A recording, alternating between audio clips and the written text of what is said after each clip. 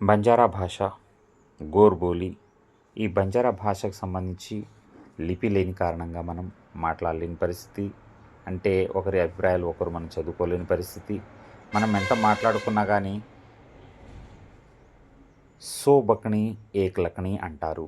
అంటే 100 మాట్లాడినా కానీ ఒక రాతపూర్వకంగా ఉండాలనేది ముఖ్య ఉద్దేశం. అదే చెప్పాలని చెప్పేసి అనుకుంటున్నాను. డెవలపర్స్ ఎవరైనా ఇందులో నన్ను కన్సల్ట్ అయితే నేను మీకు స్పష్టమైన డైరెక్షన్స్ ఇస్తాను. ఏఎస్డిఎఫ్ అని చెప్పేసి మనం నేర్చుకుంటున్నాము, అదే విధానంలో నేర్చుకోవచ్చు. కానీ ఈ అక్షరాల్లో ఉదాహరణకి నేను సి అంటే అది సీగాను పలుకుతుంది, కాగాను పలుకుతుంది, సాగాను పలుకుతుంది, మరి ఇన్ని రకాలుగా పలుకుతుంది. అదే టీ అంటే టీగాను పలుకుతుంది, తాగాను పలుకుతుంది, దాగాను పలుకుతుంది.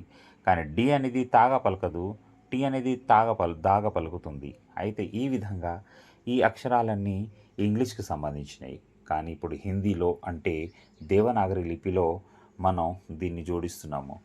అంకెల విషయంలో ఎక్కడ కూడా మార్పులు ఉండవు. కీబోర్డ్లో ఏ విషయంలోనూ మార్పులు ఉండవు. కాకపోతే ఈ సంకేతాలలో కూడా ఏ విషయంలోనూ మార్పులు అనేది జరగదు.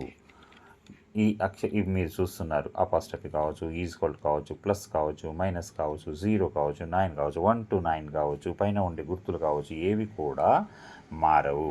ఎండ్ కావచ్చు, లేకపోతే అప్ అండ్ డౌన్స్, ఎండ్, ఇంకా డెల్, ఇవన్నీ ఓకే. సో ఇవి మారవు. కానీ ఇక్కడ మారేటివి ఏంటి అంటే కేవలం ఏ నుంచి జెడ్ వరకు ఉన్నాయి మాత్రమే. ఏ నుంచి జెడ్ వరకు ఉన్నాయి ఈ ఆల్ లెటర్స్ మారుతాయి. ఎందుకు మారుతాయి అంటే ఆ నుంచి రౌతి వరకు, అంటే హిందీలో అయితే క్షత్రజ్ఞ వరకు మారుతుంది. అయితే ఈ అక్షరాలలో కూడా దేవనాగర లిపికి కూడా అందని సౌండ్ బంజారా భాషది.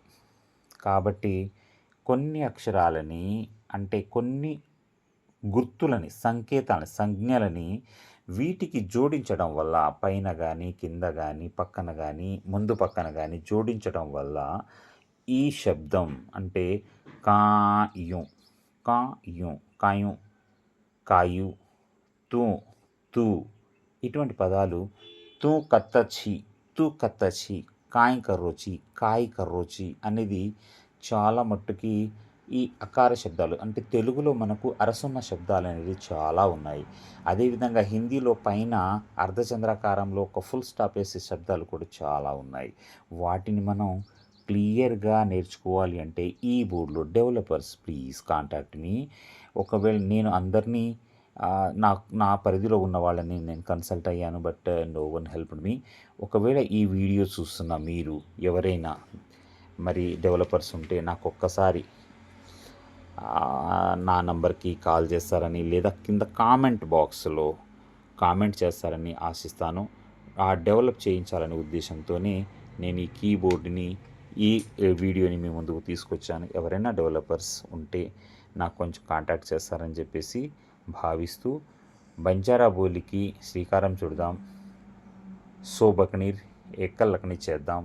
చరిత్రని మరి రాతపూర్వకంగా భద్రపరుస్తాం.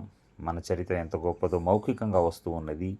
దీన్ని రాతపూర్వకంగా చేద్దామనే ఉద్దేశంతోనూ ఒకరి భావాల్ని ఒకరు నేర్చుకుందాం, ఐక్యత సాధిద్దాం. భారతదేశంలో ఉన్న 15 కోట్ల మంది భారతీయులు మరి వాళ్ళలో ఐక్యత సాధించాలనే ఉద్దేశంతో మీ ముందుకు తీసుకొచ్చాను. మీ ఆర్బిఎన్ సురేందర్ నాయక్.